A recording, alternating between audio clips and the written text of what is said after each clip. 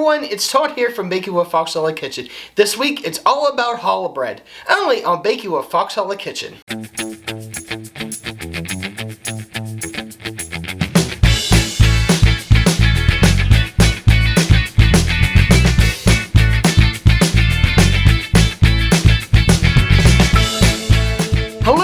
Fox Hallow Fam, I'm Todd, and welcome to Baking with Fox Hallow Kitchen. This week, as I said, top of the show, it's all about challah bread. Now, you may be asking him, Todd, what is challah bread? Challah bread is a Jewish bread that they serve right around this time of year, and it's simple, easy, and of course, so good. So if you're ready, let's have some fun. Okay, Dave, you ready to make some challah bread? Oh yeah, absolutely. Okay, first off, you guys at home might be wondering why we chose to make something like this. Sure. This is a little different and a little outside the box, but we always want to try and do something a little different, a little more eclectic, if you will. Sure. So, with that being said, challah bread is served with like Jewish rituals, but you can have it basically any time. And thanks to our friend Dr. Kathy Cox, I got a little bit more information. I'm going to share a little bit more later on in the recipe. Okay. With that, I'm going to start off with a cup of lukewarm water. Okay. Packet of yeast.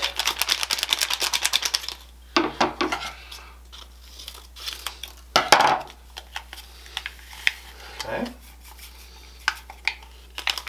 And then a pinch of sugar. Great. Okay, just mix this together here and just get it till it's nice and frothy on top then.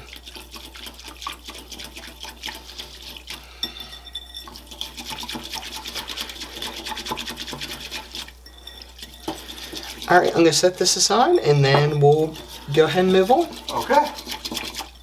Alright, while our yeast mixture is working, Dave, why don't you tell people at home a little about challah bread and what Kathy has told us? The challah bread is used as a bread for Jewish rituals, for the Kiddush blessing with red wine, but you can eat it any time. Okay. Okay, it's available anytime, but they make it for Jewish rituals mainly. Okay. So special thanks to Kathy for giving us that information. We appreciate it. Okay, with that being said, we're going to go ahead and add 4.5 cups of flour to our mixture here. We're going to do it slowly at a time, basically, because we don't want a big clouded mess with it. Mm-hmm. To that, we're going to add 1/4 cup of sugar. Mm-hmm.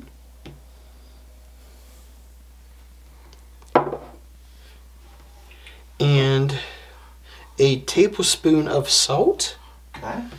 And we're just going to whisk this together. We'll start off with the 2 cups here at first, just to make sure we get it combined, and then we'll add the other 2.5 cups.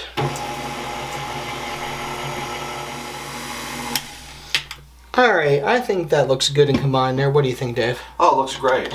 Okay, with that being said, what we're going to do here is we're going to add 2 eggs plus 1 yolk to our mixture here. Mm-hmm.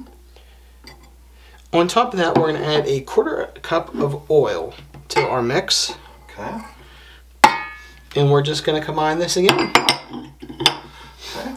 Just mix it on low speed.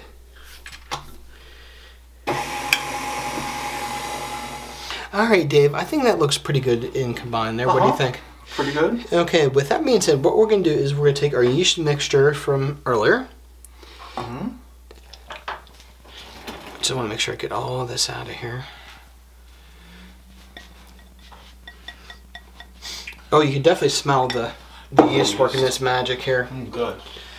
And we're going to set it on our dough hook.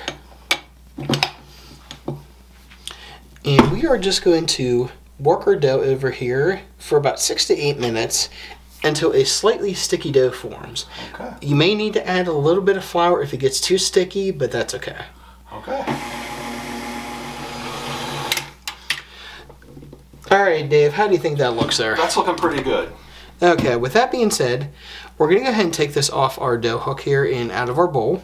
And Dave was nice enough to make a oiled bowl here for me. we're going to go ahead and cover this and leave it in a warm area here for about an hour and a half to 2 hours to just let the gluten set in and let it rise up. Okay. All right, let's do it. All right, guys, it's been about 2 hours here. So what I'm going to go ahead and do is I'm going to get my dough out of my pan here. It's definitely a nice soft dough, which we like. Oh yeah.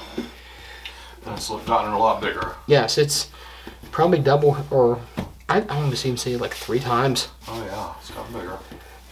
So what I'm going to do here is try to get, what, 3 strips? 3 strips about the same Length. size. Yeah, about, what, you said about 16 inches? Yeah, you want to roll them out into ropes that are about 16 inches long or Okay. so.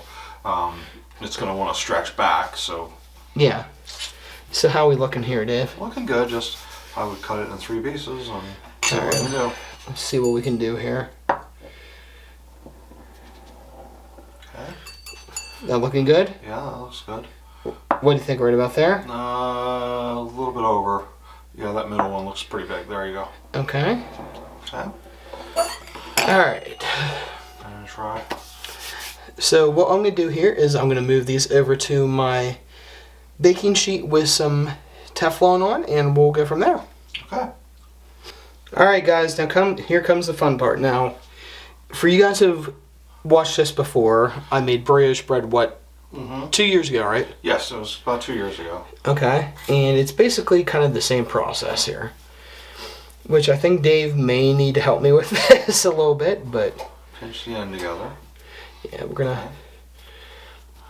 Okay. And then bring What do you think? Right over middle? right over top. Yep. I'll do the same thing with that one.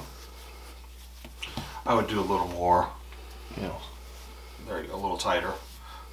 There you go. Keep going with it. And what I'm gonna do is just keep working this. How you think it's looking here, Dave? Pretty good.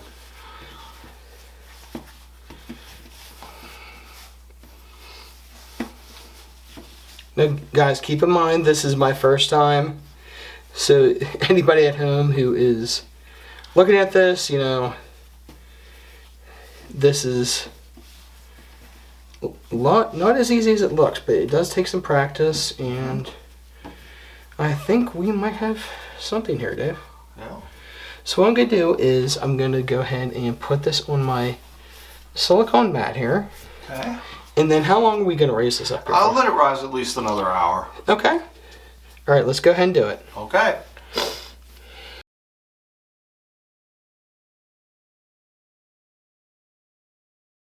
Alright guys, it's been about an hour here, and as you see, the braid has probably about doubled in size a little bit. Pretty close. Oh yeah. Okay, so what I'm going to do, I have a egg white and a little bit of water mixed here together. And what I'm going to do is I'm going to just go ahead and brush this over the top. Okay.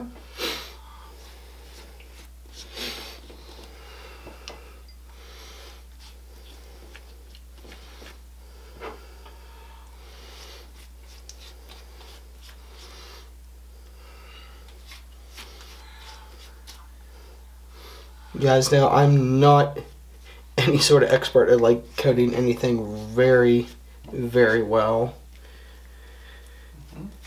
But I think I'm doing pretty good with it. I mean, what do you think, Dave? You're more the person to go for like glazes and...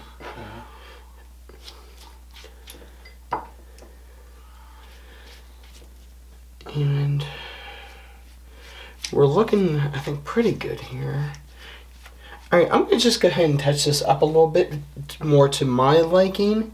And then I'm going to put it in the oven here for 350 degrees for about how long, Dave? 30 to 40 minutes. Yep, and we'll just show what it looks like whenever it's done here.